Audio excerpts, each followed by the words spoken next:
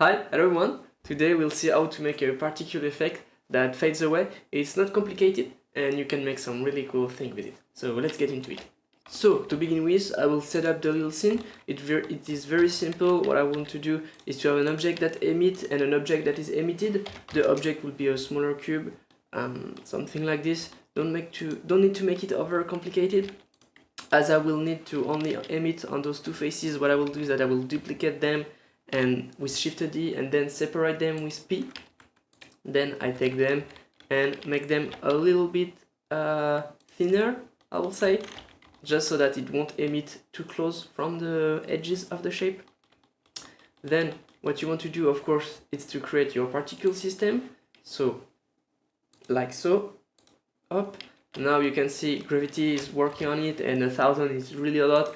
I will go with 25 for what we need to do.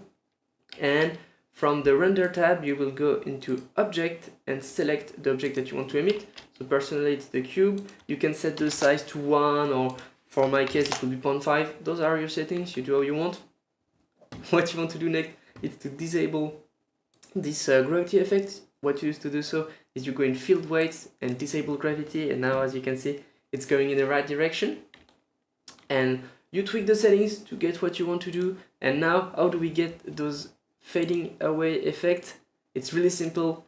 On the particle, the object that you use as particle, you create a new material. You create a new material. You call it fading away, maybe. And what you want to do is to use the particle info node, really useful. And then you select a mask node that you set to divide, and you want to divide the age of the particle by its lifetime. And what it will do is that with time you will get closer and closer of the lifetime. So let's say the age begins at 1, 2, 3, 4, 5 up until 50, and at 50 you divide 50 by 50. I mean, you get closer to 0, and with you get closer to 1, sorry.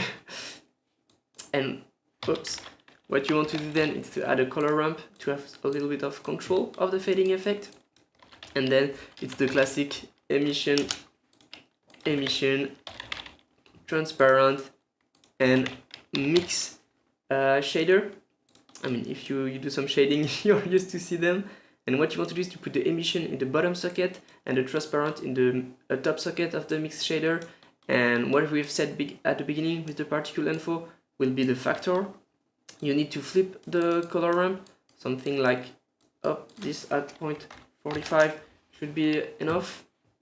And then what you want to do is to set, I don't know, let's say a red color red color to the cube. You can set the same one fading away on this one because it's not a particle, it won't change color. And now you have your particles that are moving away and fading away, sorry. So it's working pretty great. After that, it's just a matter of the settings that you use. You can also use some forces. I will show you. After a little bit of tweaking, sorry, the camera in the way. After a little bit of tweaking, you can get something, you know, really smooth, really natural. That fades away. I've used a little wind, a little force. Sorry. Oops, it's here. A little wind, and the strength is really low. I've set it at 2. A little bit of noise, but not too much. And yeah, like so, I was able to have this fading away effect. I hope this helped. It's really simple, but yeah. Thank you for watching. If you have any question, please feel free to ask. And yeah, I hope this helped. Keep dreaming. Bye, guys.